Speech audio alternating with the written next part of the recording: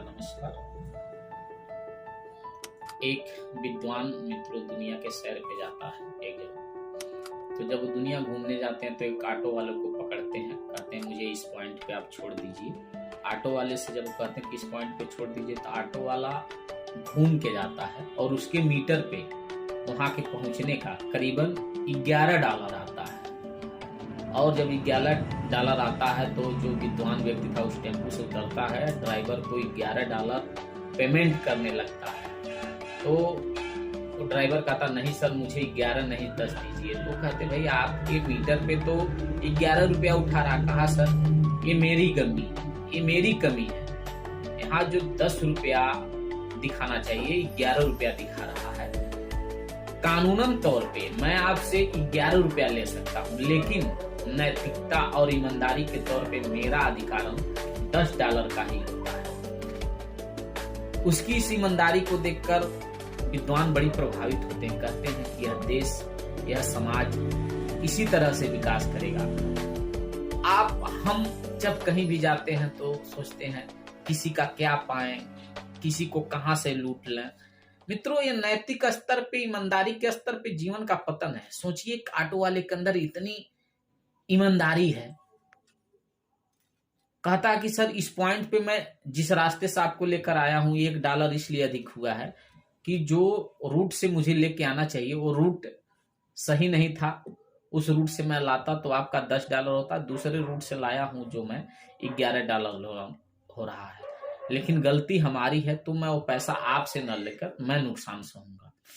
इसके देखने के बाद विद्वान उसके प्रति बहुत सहानुभूत और ईमानदारी, नैतिकता के प्रति, उस आदर्श देश के प्रति, उस नागरिकता के प्रति बहुत सम्मान करता है। मित्रों जब हमारे आपके ऊपर ऐसे सिचुएशन कंडीशन आता है तो हम लोग छोटी छोटी चीजों में झूठ बोलते हैं और दूसरे से इतना उम्मीद करते हैं कि वह राम के तरह उसका चरित्र होना चाहिए। नहीं मित्रों, पहले हमें राम बनना पड़ेगा, पहले हमें राजा परीक्षित बनना पड़ेगा, तभी दूसरा आपके साथ ऐसा चरित्रता और नैतिकता के साथ जब हम ऐसे समाज में उदाहरण देंगे तब कोई आपके साथ ईमानदारी और नैतिकता के साथ पेश आएगा।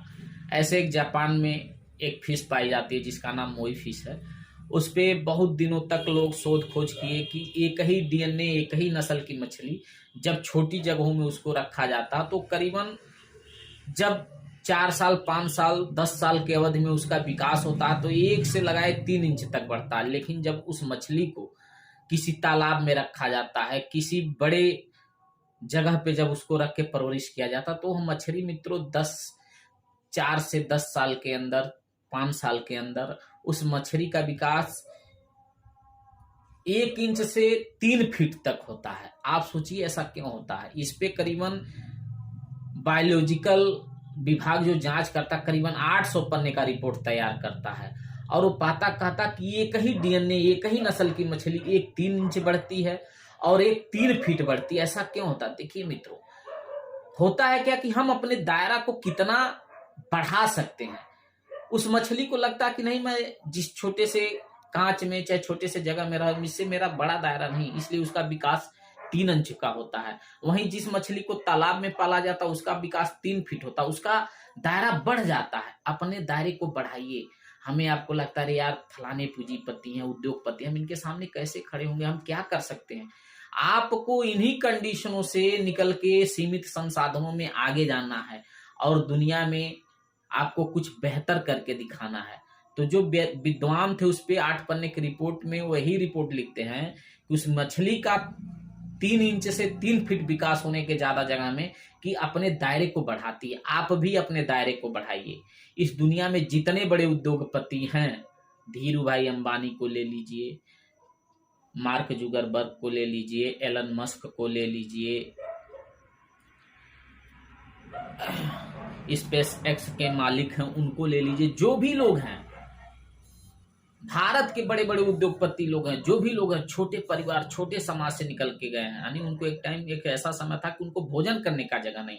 आपके माता पिता आपको अच्छा शिक्षा दिए, आज आपको अच्छा समाज दिए, संसाधन दिए, और हम लोग रोना रोते अरे यार हम क्या कर सकते हैं, हमको ये चीजें नहीं मिले।